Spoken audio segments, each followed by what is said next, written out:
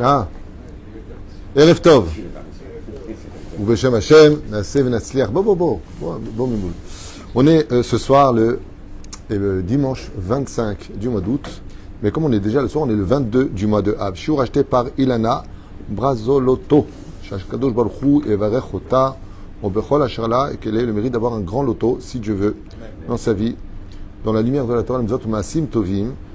Shiur pour l'élévation de l'âme de sa maman, allez à Shalom, Chava Bat Turkia, allez, Zechron Bracha, Roi Hashem Tenachena Began Eden Elion Vechol Ashervot Ima, Chava Bat Turkia, de la part de ses enfants, Michael et Ilana. On aura une pensée aussi pour toutes ces personnes qui sont décédées.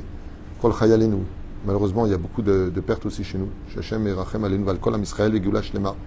Aussi pour tous nos Chatoufim. Et on commence tout de suite ce jour avec Moreno Arav, le Ben Ishraï. Je rappellerai que le Yud Gimel du mois de Elul, c'est la Ilula d'un des plus grands maîtres de la Torah. Pour moi, vraiment, l'aigle de la Torah, c'est vraiment pour moi le Ben Ishraï qui, personnellement, a, pendant 20 années de ma vie, énormément fait évoluer dans les connaissances de la Torah. Énormément. Je dirais même que, comme a dit Rabbi Nachman de Breslev, Moreno Arav, que dans le monde futur, un homme pleurera des océans de larmes de ne pas avoir étudié sa Torah, comme ça il écrit dans Chaim Oharan. Moi, je peux vous dire personnellement ce que je pense, qu'un homme qui n'a pas étudié le Ben Ishraï à propos des Gemarot, ses commentaires, dans Ben Yoyada, ou Drashot Ben Ishraï, et tous ses livres, il a écrit plus de 90 livres, il a raté quelque chose de grandiose. Il a vraiment raté, je dirais, une des plus belles épices qu'on pouvait donner à notre Torah. Vraiment, Ben Ishraï, c'est Ahavat Chayai. Moi, j'aime le Rabbi, j'aime le Rav Kook, j'aime tout le monde. Mais le Ben Ishraï, c'est quelque chose de très particulier avec lui. Donc, il y aura une Iloula ici, si Dieu veut, on va essayer de l'organiser. Ça fait longtemps que je voulais le faire, parce que je lui dois vraiment toute ma Torah. Beaucoup de gens me disent que j'ai beaucoup de beaux Dvar Torah et tout ça. Il faut savoir qu'au moins 50%, c'est du Ben Ishraï. Au moins 50%. Vous savez?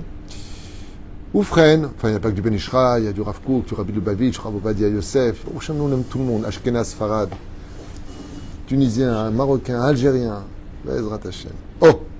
Il y a marqué qui est Sitecha Chicha. Alors, à propos de la paracha de Réé, qui est une paracha magnifique, extrêmement dure aussi, c'est une paracha de mise à l'épreuve. Dieu nous met à l'épreuve pour juger d'une certaine façon notre degré d'émouna.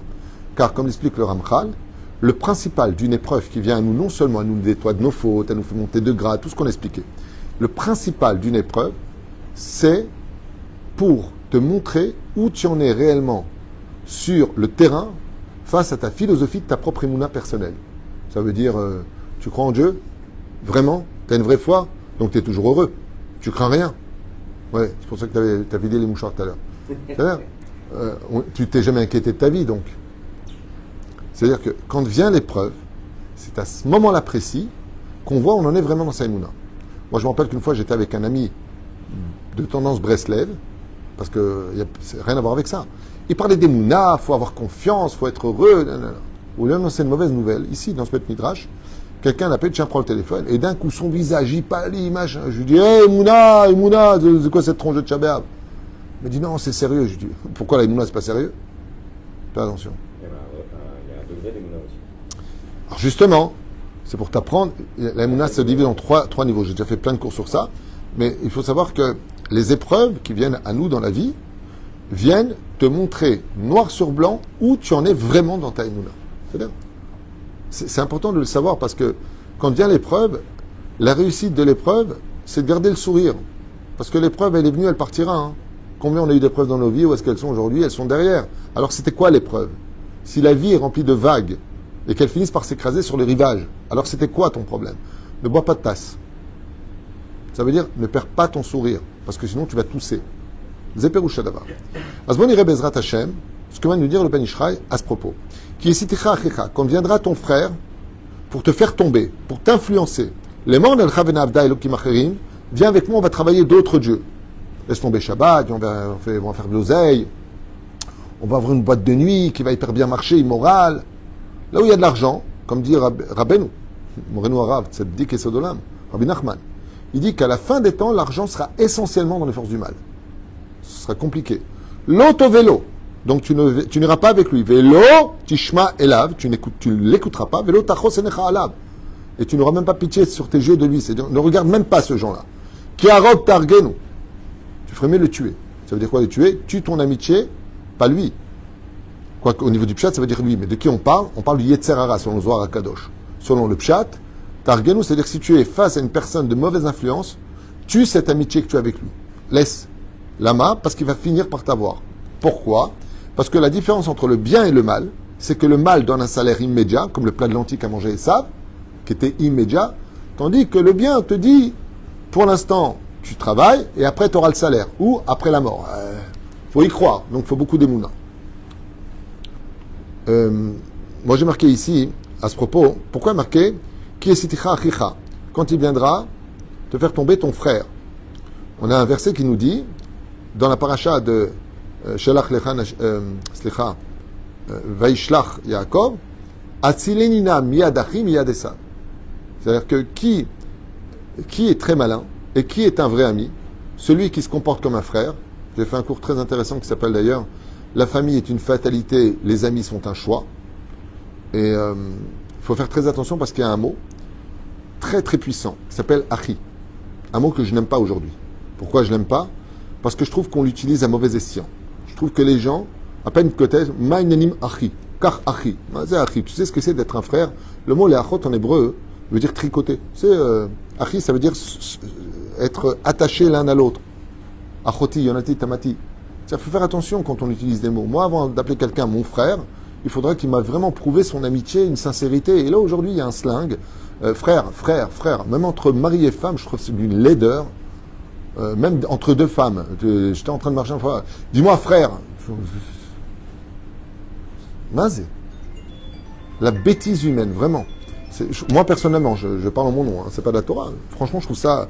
Faire attention. En tout cas, je vous ai noté une parabole très importante à la fin qu'on apprend du monde de la nature. Vous allez voir, c'est très intéressant.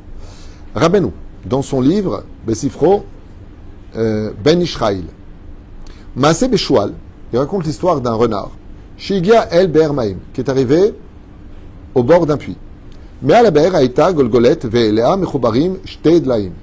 Et donc, là-bas, il y avait Galgelet Ve'elea Mechubarim Shtei Dlaim, il y avait deux seaux qui étaient attachés au-dessus de ce puits. Un en haut et un qui était en bas. C'est-à-dire un dli, un seau, un qui était en haut et un qui était en bas. Donc on parle d'un choual, on parle d'un renard. Et automatiquement, quand tu faisais descendre le seau pour aller chercher de l'eau, l'autre qui était plein, qui était déjà en bas, montait avec de l'eau. Et le renard a eu très soif. Et grâce, comme il avait soif, il est descendu dans le seau apparemment pour aller au fond du puits. Et donc il a pu s'abreuver. Et maintenant qu'il était en bas, il a dit, mais mince, je suis bête. Parce que pour pouvoir me remonter maintenant, il faut faire descendre le seau qui était en haut. Oumi allait auto. Et qui va me faire monter maintenant? Les feta et tzitz arié, elle à bord. Et qui arrive à ce moment-là? Un lion. Gam uchipes maim lishtot, qui avait lui-même très soif. Kara et la vachouava amar. Le renard, il a vu le lion, il lui dit, hé, Seigneur, toi qui es le roi des animaux, Adoni, Yered elai elle à bord. Si tu as soif, viens ici, il y a beaucoup d'eau. Donc qu'est-ce qu'il fait le lion? Teubé, il monte sur le seau. Donc le cheval maintenant, le renard, il monte et le lion descend. Il lui a dit, viens avec moi. Ici, il y a plein d'eau, tu pourras, abreuver ta soif. C'est comme ça qu'on dit. On pourra boire ensemble de l'eau. Allez-y au Seouda à Tam Daber. Il lui dit, de quel repas tu parles de faire? Il y a ici à manger en bas, le cheval est laissé de l'arnaquer. Charié, Bahashdanout. Oh, toi, t'es un renard, t'es malin. Achashoual, Shiv, Amar, Ena, Shieshkan, Imi, Netar Gvina, Hagun ou Ma'im, Sononim Larov. Il dit, l'eau, elle est super fraîche. Et toi, tu vois pas parce qu'il fait sombre ici. Mais il y a plein de choses à manger intéressantes pour toi. Et bit Ariya Pnima, Vera et Ariach, Mishtakef Bemaim. Et comme il faisait nuit, qu'est-ce qu'il a fait, le lion? Il s'est approché comme ça au-dessus du puits. Et comme il commençait à faire nuit, la lune a reflété dans l'eau. Il lui a dit, qu'est-ce que c'est? Il lui a dit, ça, c'est un bon fromage. Alors le lion, il a dit, Bémet, alors il y a à manger, il y a à boire. Vaya batouar chezo gvina. Et le lion, il a dit, vraiment, je vois un truc rond, blanc qui reluit là-bas. Le lion est monté sur le seau. Ça, bien sûr, c'est une métaphore, hein, c'est une fable. Et donc, il est monté sur ce seau et il est descendu à grande vitesse. Et donc, le renard qui avait bu, lui est monté complètement en haut.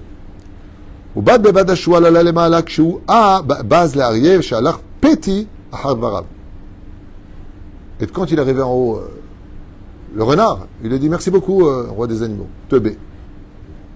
Et là, le lion s'est rendu compte qu'il pouvait abreuver sa soif et qu'il allait devenir encore plus lourd et qu'il n'avait pas de solution pour remonter. Animshal. Maintenant qu'on a fini avec cette métaphore, le Ben Ishraï dit ça vient nous enseigner Nokev ou Mechayev. On devrait tous se poser la question. Ashua l'armoumi ou Yetzerara. De qui est-ce qu'on parle? On parle du Yetzerara, qui lui veut monter toujours au-dessus de nous. Et il nous fait croire à des choses. Bervodo beatzmo, qui se trouve dans le cœur de chacun de nous. Veu orev lanu kedelea pilotanu el tartit nemucha beyoter. Il nous poussera toujours, par le biais de la colère, des émotions, des envies, du n'importe quoi, à aller dans n'importe quelle direction, pour te faire comprendre que ce que tu as dans les mains n'est rien à côté du bonheur que tu pouvais avoir si tu allais chercher au plus profond de chaque puits des choses qui ne sont que des illusions, que des idées que tu t'étais mis tout simplement en tête. Des reflets. Parce que comme vous le savez, la force du Yetzerara, c'est de te faire vivre des imaginations. Tu t'imagines toujours que l'herbe à côté est plus verte que la tienne. Mais si vraiment on voit de l'autre côté de façon curieuse, miad ou poter be'aftachot merubot.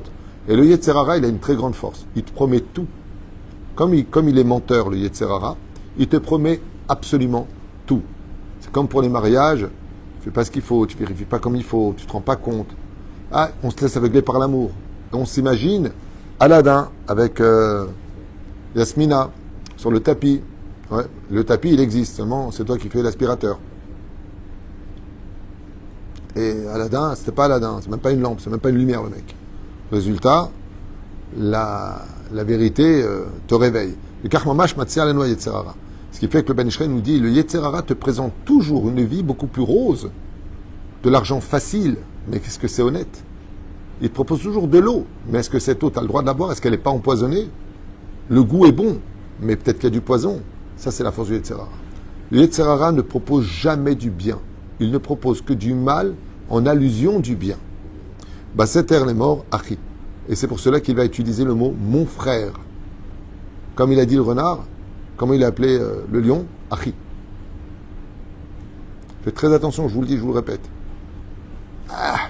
Faites des contrats? Non. Pourquoi? Je sais pas, on a bu ensemble une bière, on s'appelle Achi au téléphone. La Torah, elle te dit, il n'y a pas de frère. Il n'y a pas de frère. Surtout quand il y a des problèmes d'argent. Il n'y a pas de frère. Il y a pas. Arrête avec ça. Il faut arrêter avec ça. Tu prêtes de l'argent, tu fais un contrat en bonne et due forme, tu fais signer 2 témoins. Quel jour il te le... Quand il te le rend? De quelle façon il te le rend? Zé à Torah. Et c'est assourd de faire autrement. C'est assourd. Achi lekana avda elokim acherim. Vous connaissez les gens qui disent sois pas trop religieux. J'ai souvent parlé de ça, c'est toujours c'est quelque chose qui me choque, ce genre de phrase. Sois pas trop religieux. C'est comme si je disais à la personne, une fois une grand-mère qui a dit à sa petite fille, sois pas trop religieuse comme ma petite fille. Je lui ai dit, faut pas être trop complet. Peut-être on vous arrache un bras. Elle m'a dit, ma petite homme, pourquoi on m'arrache un bras? Je peux pas être trop complet.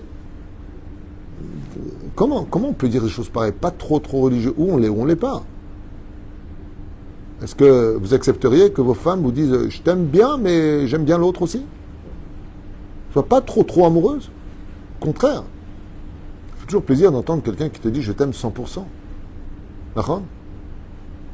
C'est comme l'autre, il lui dit la purée, mais avec quoi on le mange? Faut pas trop exagérer. S'il y a le poisson dans la poêle, donne-moi. Koujoukhu nous a donné Torah Tachem, Temima, une Torah intègre. Il n'y a rien à enlever de la Torah. Il n'y a rien à retirer d'elle. כלומר, בואו בהצעות מפותות האמת היא שהוא רוצה שנבוא עמו לעבודה זרה. Et tout ce que veut le Yetzerara, c'est t'emmener à travailler pour tout le monde, sauf pour Dieu. Donc il va te proposer...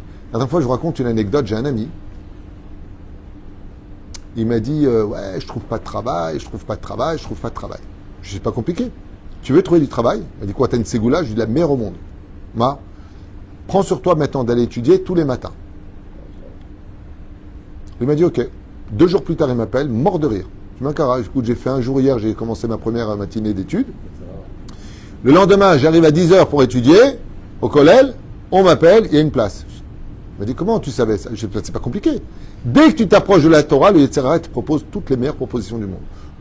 Tout, sauf va pas étudier. T'as pas le temps de finir une tra. Va à la maison d'Arvit, il va faire ta femme, elle va t'appeler. J'ai besoin de toi. Je voulais faire Arvit.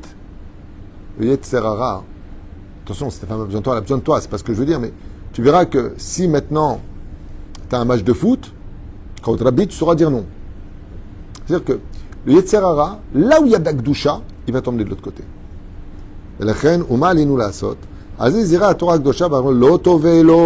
Ni tu vas avec lui, velo tishma elav, ne l'écoute pas, velo tachos enecha alav, n'aie pas pitié de lui, ki arok targenu, tue ton Yetzer Hara.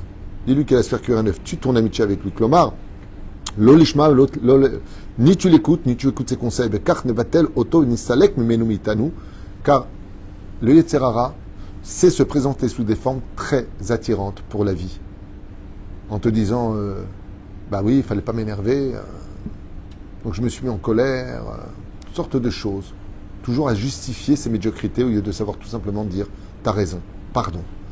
Le parole de l'auteur. Alors moi, j'ai une passion qui accompagne la Torah, puisque la Gemara nous dit, si Dieu ne nous avait pas donné la Torah, comment on aurait pu comprendre la volonté d'Hachem? Comment on aurait pu se comporter en tant que juif si on n'avait pas eu la Torah? Et la Gemara nous dit, bah, c'est simple, on l'aurait appris de la nature, comme a fait Abraham Avinu, qui a fait tchouva avec la nature, le soleil, la lune, le vent, les nuages, comme dit le Midrash. Et s'il y a une émission que j'adorais regarder, fois ça m'arrive de regarder, c'est National Geographic. D'ailleurs, je disais toujours Masechet National Geographic. Et j'ai vu un jour, j'étais chez ma grande sœur, que Dieu la bénisse, Viviane, quand elle habitait à Paris, et il y avait donc National Geographic, les ours de l'Alaska. Et les ours bruns, grizzly. Et comme j'adore le monde animalier, je ne possède pas d'animal, mais j'aime beaucoup le monde animalier, j'apprends beaucoup de la nature parce qu'il correspond à la volonté divine et ils sont aussi le baromètre de l'humanité. Quand tu vois des espèces d'animaux qui se mélangent, c'est parce que l'humanité se mélange. C'est pour ça qu'il y a eu le déluge. Les animaux ont payé avec les hommes car ils se sont, comme ils ont été créés 5e jour, donc sous l'influence de l'homme, pour lui. Donc voilà. Et j'étais en train d'observer une scène qui était très intéressante. Les ours se placent au-dessus donc d'une rivière et les saumons remontent la rivière pour aller pondre leurs œufs là où eux-mêmes ils sont nés. Et les ours se tiennent comme une espèce de barrage, de muraille comme ça et ils attendent. Et qu'est-ce qu'ils attendent?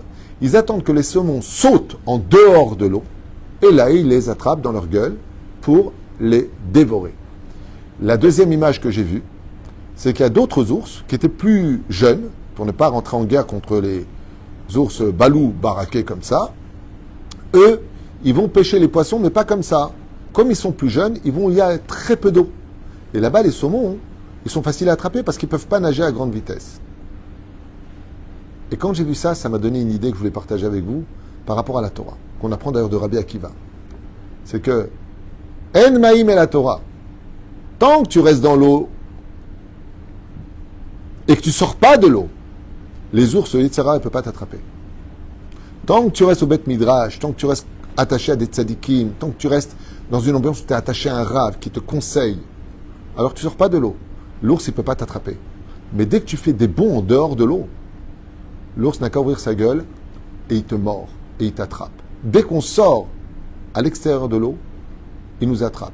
La deuxième chose que j'ai appris de cette émission, de National Geographic, qui m'a beaucoup ému, c'est de voir avec quelle facilité, quand il y a un tout petit peu d'eau, alors les saumons ils nagent, mais ils sont bloqués, ils ne peuvent pas nager vite, ce qui fait que tu vois les jeunes ours, qui ont peut-être 2 ans, 3 ans, tu vois, ils sont beaucoup plus jeunes, beaucoup moins corpulents, ils viennent tout simplement, ils les ramassent avec grande facilité. Pour te dire que si tu veux vraiment lutter contre ton Yetzer Hara, ne t'en tiens pas à être traditionnel. Pas peu d'eau. Si vraiment tu veux lutter contre ton Yetzer Hara, va dans les eaux profondes, va dans la profondeur de la Torah. Va étudier un peu plus la Torah, va dans un endroit où même si les ours sont présents, parce que là où il y a de l'eau, il y a automatiquement des ours, et les rivières sont empreintes de beaucoup de comment dire, de danger, eh bien, en réalité, si tu es capable de nager dans la Torah dans laquelle tu es, tu auras la vitesse nécessaire pour fuir la mort de la morsure de ces ours qui t'attendent comme le Yetzer Hara. C'est pour ça que le Ben Ishraï nous dit, à propos de la paracha de Réé, fais attention à celui qui t'appelle mon frère, parce que c'est un mérite d'avoir quelqu'un qui vraiment te considère comme un frère. Quelqu'un qui t'appelle vraiment mon frère, ça veut dire que tes problèmes sont les miens, tes joies sont les miennes, tes problèmes, je veux les arranger. Comment on peut, comme on dit, comment on peut manger son steak si l'autre n'a pas de quoi manger? Comment on peut vivre heureux si l'autre n'a pas le sourire aussi? C'est un très haut niveau et je trouve que malheureusement dans cette génération, c'est employé de façon n'importe quoi. Je trouve qu'on a fait des paroles qui étaient des diamants, des cailloux, qu'on utilise sans problème, on peut se fâcher sans problème. Vous savez, comme on dit souvent, on ne peut pas divorcer d'un frère ni d'une sœur. On peut se fâcher avec, mais on ne peut pas divorcer. C'est un lien sanguin. Alors d'appeler l'autre ton frère, fais attention, mais il y en a un qui adore se faire appeler « je suis ton frère », c'est le Yetzer Hara. Pourquoi? Pour gagner ta confiance et te prendre toute ton énergie, un petit peu comme font d'ailleurs les pervers narcissiques, qui se présentent vraiment comme des âmes sœurs pour ces personnes qui sont si gentilles et si faibles, qui savent aimer, donner, se remettre en question. Et ils vont tout simplement les mettre en confiance avec cette dimension qu'on attend tellement, c'est d'être une grande famille. La Reine Bezrat Hashem, comme je l'ai dit, la famille c'est une fatalité, mais les amis c'est un choix. Il est impératif de bien s'entourer parce que le Yetzer Hara, lui, se fait passer pour un excellent ami alors que la seule chose qu'il veut, c'est ta ruine spirituelle et faire de toi son propre esclave. Et c'est bizarre parce que tous les gens qui te disent être en dehors de la Torah, moi je suis libre, ils ont juste oublié un détail. Ce sont des esclaves du Yetzer Hara qui se croient en liberté parce que le Yetzer Hara leur fait croire qu'ils sont libres. Tu sais, moi on me la fait pas, moi. Baba, un instant tu ressortais des toilettes. T'es rien. On n'est rien. Chen Bezrat Hashem, Shniske la Avod. Comme je dis souvent, un verre plein ne se remplit pas.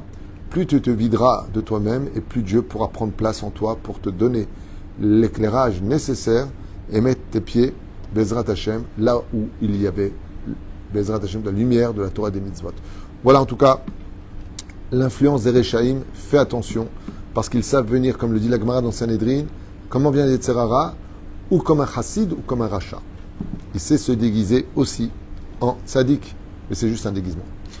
Baruch Adonai leolam amen ve'amen. Shiur haya be'ezrat Hashem ishtabach v'itale v'tqaddesh shemo la'ad. Pour l'élévation de Chava bat Turquia, be'ezrat Hashem que se mérite, ya'alet nishmata mamash began Eden Elion v'chol hashurvot ima bichlal arachami v'sel chol bechen yiratzon amen. Et merci à Michael et Ilana d'avoir acheté ce shiur. À demain pour d'autres shiurim.